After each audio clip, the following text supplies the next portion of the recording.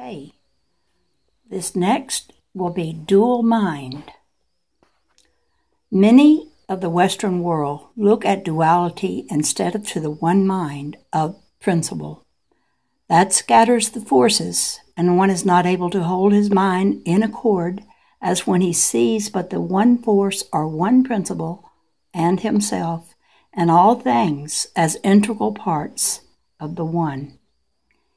Behold, our God is one, say the Scriptures, and it is only in the preservation of this fundamental truth that man lives in harmony with his own nature. Man is not a separate being projected away from his source, but is created within the image of God and like unto God.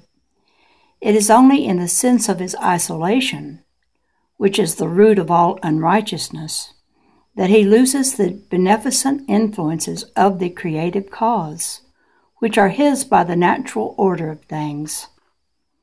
In this sense of aloneness, he has imagined all sorts of contrary actions to his well-being, and it is often inclined to blame the universal system for his misfortunes.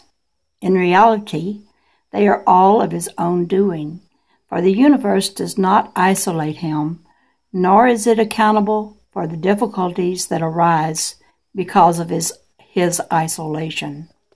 Return unto me, and I will return unto you, saith the Lord, is the offer of the one to him who will accept his rightful place in the divine order of the whole created scheme.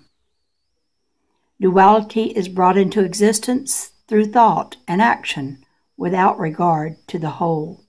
But by reversing the dual thought or bringing the thoughts to one point of action, duality is eliminated completely.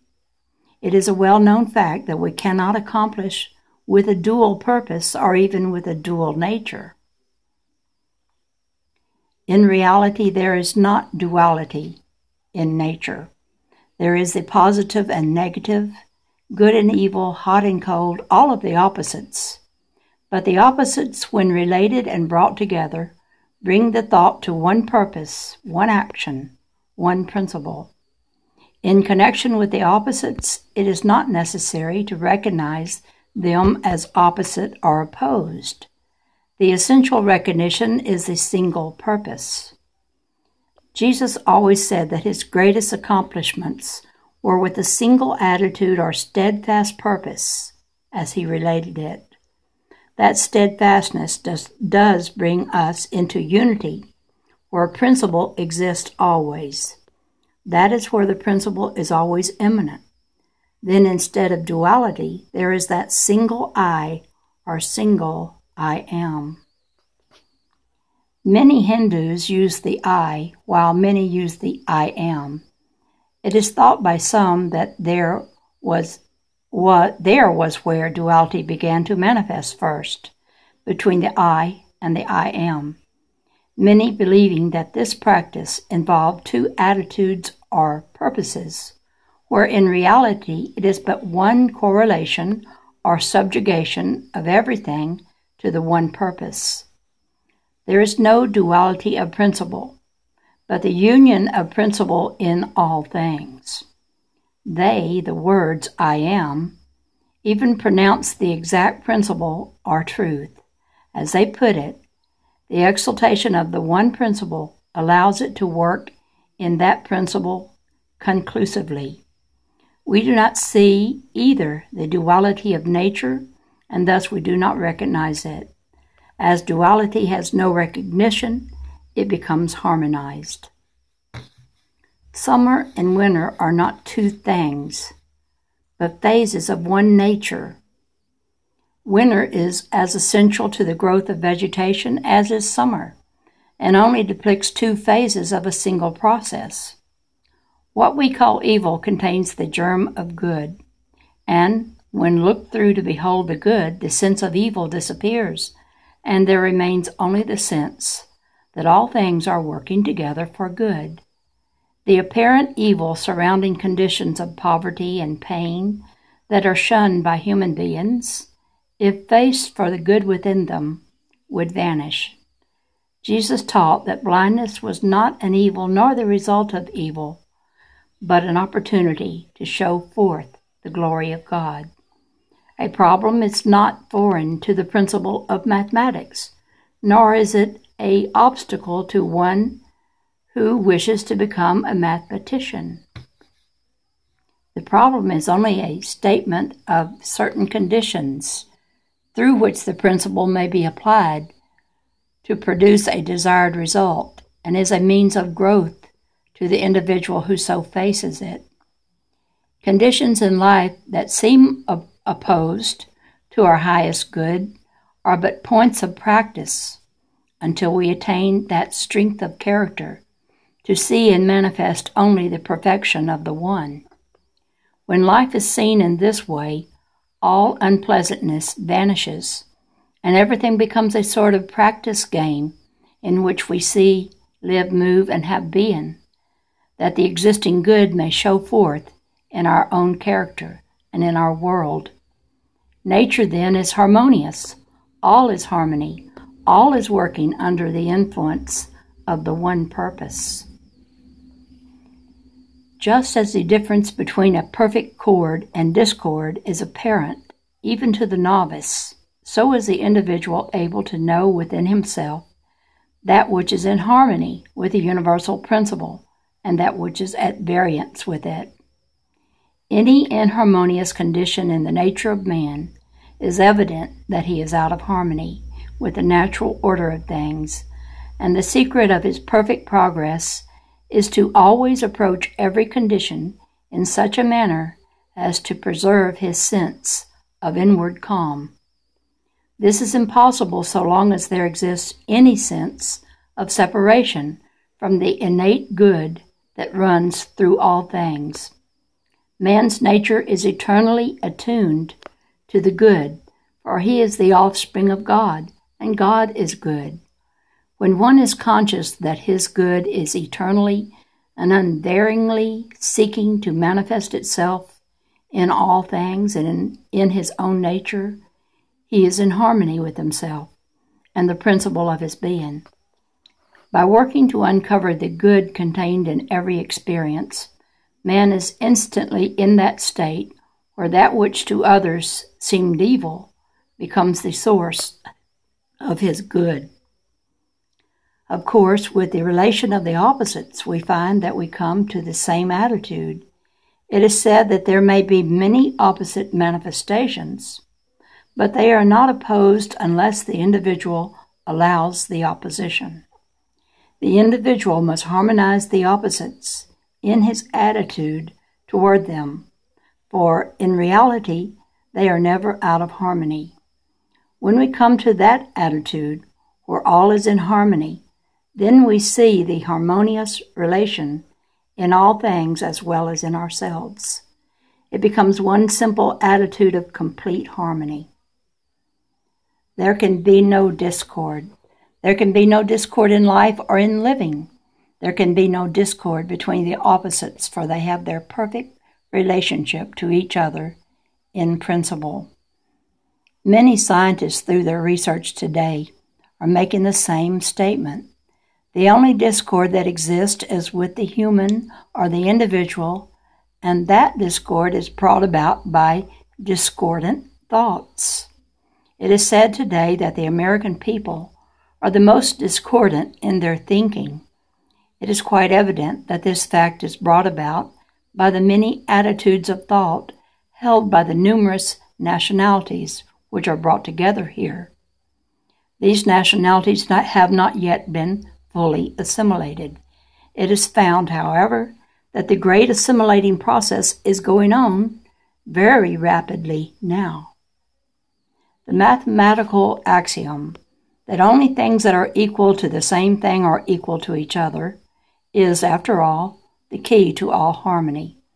It is only as the people of America become actuated by a common impulse that any semblance of harmony can be established.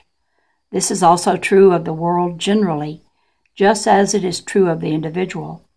Only when all the forces involved in a single organism or in many organisms become animated by a single impulse, and move in perfect unison toward a given objective is their complete harmony. There is no question but that Jung, in his work, struck a very deep key in the attitude of harmony in relation to all things when he related his experience of going into a cave. In many portions of India, the people retire to caves in order to become perfectly silent, to work out a definite conclusion about certain determining factors. In every instance where these reports are available, it is found that when they go to the place where they are perfectly silent, to conditions around them that come into the greatest activity of life,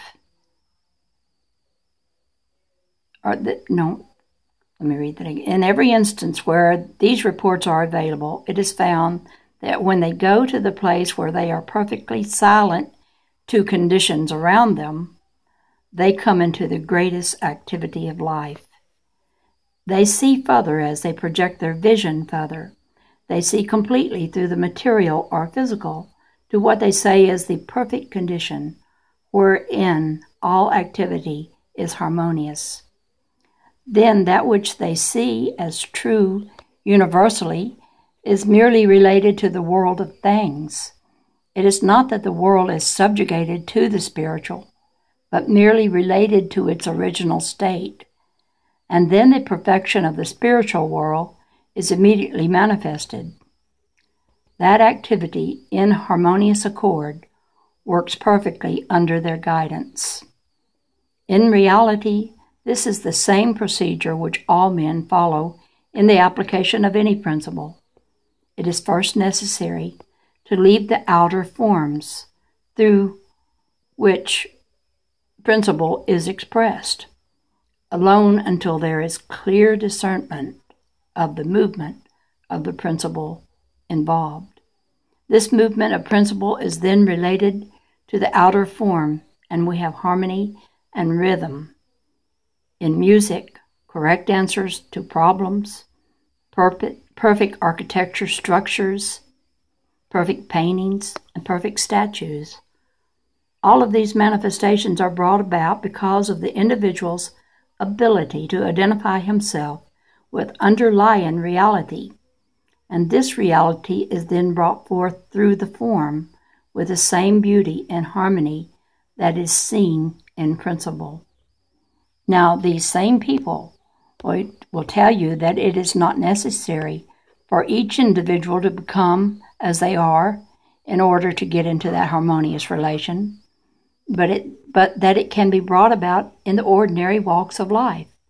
They purposely take this attitude to find out what happens, to come to a definite conclusion. After that conclusion is reached, they are able to teach others, but they do not teach others to do as they have done.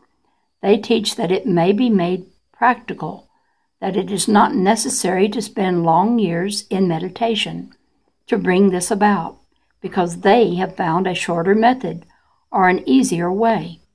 That the instant you become silent, you are one with the harmony or accord. Thus, from that very moment, you begin to progress. The attitude of thought changes from turmoil to harmony. Strife is not evident. Consequently, you have raised your body's vibration to the vibration where strife does not exist. If one is able to accomplish that condition, all can, but all need not take the long and arduous way. Once a fact is revealed, one needs but to accept that fact. The thought of the masters is, we have gone through the process of making the discovery. We know what the determining factors are, and the rest of mankind need not make the discovery for themselves, but may accept what has been revealed. Consequently, it is not necessary for the mass to sit in samadhi. They express it by stating that one who sits in samadhi is able to teach others what he has discovered. All may go through the practice of samadhi if they wish, although it is unnecessary for this reason. Through accepting the conditions which have been revealed, That acceptance brings about a certain leveling influence, a certain vitalizing condition wherein one sees more readily. By beginning with the revealed knowledge, one is more easily adjusted to the silence, or the harmonious conditions and facts about him. Therefore, by following the conclusions of those who have gone through the preliminary steps, he moves forward directly into the shamanic state. Those who have gone through to this state are the way-showers or teachers, and they say it is not necessary to follow the teacher step by step because they have cleared the way. They have realized the condition, which has then become general, and the projection has opened the way for all. This is the truth back of the vicarious atonement of Jesus. He, as the way-shower, explained that we are one with the Father, even as he was one with the Father. We do not have to fight our way back to this state, for he revealed it as an established fact.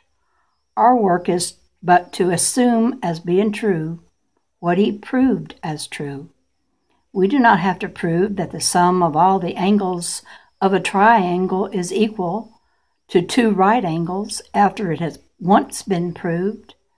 When it is a revealed fact, all we have to do is accept it. If that were not true, each one would have to prove for himself every movement of mathematics, mechanics, art, etc. But when others have proved these things, we vicariously enter into their labors, begin where they left off, and proceed on to the next condition under that principle. The larger the group or the greater the number of persons in a group, the greater the influence. The greater the influence, the greater the impetus always. Therefore it is said that if a group of 100 would sit in samadhi, or complete silence, that influence created would suffice for thousands. Therefore thousands would be elevated to a greater enlightenment by that 100. This is where the yogis play a very vital part. They purposely give up a certain portion of their lives to putting out that influence, especially the influence for body perfection. And it is often said that it is not necessary for all people to go through the system of yoga to perfect the body because they have gone through and made that perfection possible for all. That is what was expressed when Jesus gave his life upon the cross. They, as well as Jesus, knew that they were not giving up their lives. They were giving that certain portion to a higher expression that all might see and follow. They became the way-showers or teachers. Therefore, the people who could progress would go further and in greater strides. These are the reasons why it is said that it is not necessary to go through all the many stages of yoga or yoga.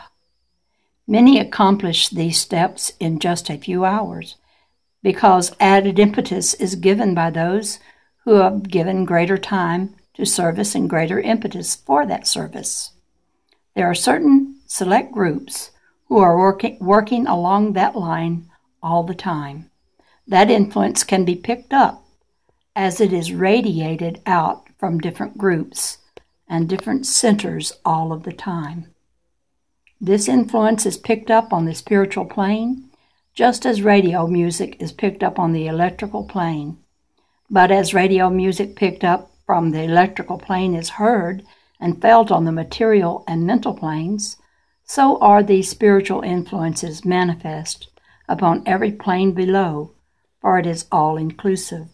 It is all a spiritual plane, one universal plane working in perfect unison with itself, when the individual awakens to see it as it truly is. The contact is made, not by seeking the masters or their influences, but by seeking the plane of harmonious thought and spiritual influence which permeates all time and space, and in which they work. A line may seemingly have two opposites, but bring these opposites together and you have a circle, and the opposites have thus disappeared.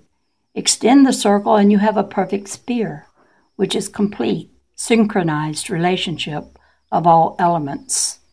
As Millikan says, the cosmic becomes the globe.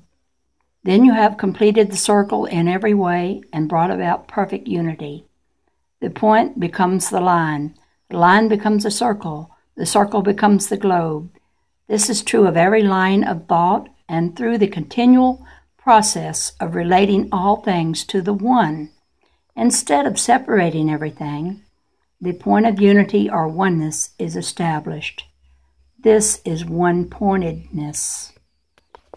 When the individual attains concentration in thought, he enters the samadhic condition, and that is where he begins to accomplish when he reaches the one-pointedness.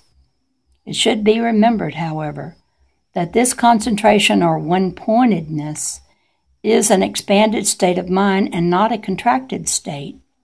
It comes through the principle of relating all things rather than through the mistaken idea of excluding anything.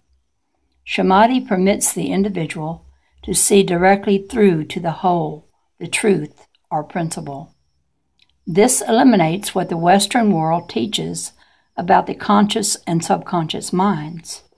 In reality, there is but one mind, and that we could call the superconscious. That is where you bring the conscious and subconscious into accord. You are then conscious of the whole. It is a complete consciousness. Then there is no division whatever, and if we make no divisions, we are in complete conscious accord. The division of the mind into conscious, subconscious, and so forth was first put forth as an assistant in teaching. Now, however, the reverse is true. We can best understand mind and progress consciously in spiritual unfoldment by thinking and working in terms of one mind. The divisions were a part of the teaching of symbolism now past. It may have been a necessary classification in that period, but the race has now worked through symbolism completely. We are accepting the completeness of all symbols. When we become one with that one attitude of thought, there is where we begin to accomplish. I have talked with men of great achievement and find that they, for the most part, work with one mind, with the consciousness that everything is always here and always present. That has been their attitude. That very attitude is coming out so dominantly now that we will find it is going to change all of our economic system. If we could be wholly at one with that mind, there would be no cross purposes. Consumption of energy would be 90% less. That energy is rapidly increasingly being used for higher and greater purposes instead of being dissipated in efforts to take away from the other fellow what he needs for himself. The truly great never have to go out and take away from the other fellow in order to produce. With them, everything that is here belongs to them, and that which belongs to them, they are free to use. Okay, and I'm at 23 minutes, and I will do as I did the last time. I will read the For the Teacher part and be showing you with my other computer the paragraphs that are numbered. And just want to interject this here. I know that people who have learned something and really done the hard work have learned it for a great many people. And one reason I know this to be true is because kids born nowadays, it's like they already know the computer. I mean, it comes so easily to them. And why? Because it was in the atmosphere they were born into. It resonated with them right away because thoughts get set up there that way. And for us older people who had to learn it the hard way, some of us are still having difficulty. But I'm talking about myself here, but I have noticed that a lot of older people, well, maybe it's just because we get scared that maybe we don't know how to do that. Because things are always changing with a computer. Recently, my photo editor is going to have to be a different one than Picasa now. And I'm thinking, oh no, will I learn it? But I'm hoping I will, that you don't have to just be, maybe if you're already here, when all this gets set up, you can partake of that field of knowing. I know it's there because I have noticed how rapidly young people just learn it like they were born knowing it or something. And that's something to consider when considering what it was talking about. You don't have to learn by going and sitting in Samadhi for years when someone else has done it for you. And the way they were explaining that about the demonstration that Jesus on the cross gave to us, we don't have to go to the cross because that he showed us love wins. Love wins out over death. You cannot kill love. It's going to rise up again from the dead. People have made all sorts of beliefs around that, like, well, if you don't believe that, you're not saved. No, I think that when we read the explanation on this for the teacher part, I think we're going to come to an understanding that that's not really what that means. Things I know, I appreciate that people know how to set my house. If you build a house, they know how to do the electrical wiring. I don't have to do it. I just have to know someone who knows how to do it. But I get to benefit from what they've done because I accept that they know what they're doing. So that's my part, and I will be reading another part of this tomorrow, the for the teacher part. And if you have any comments or anything, please feel free to say something in the comment section. I love comments. This is the Dove Lady over and out for now. Bye-bye.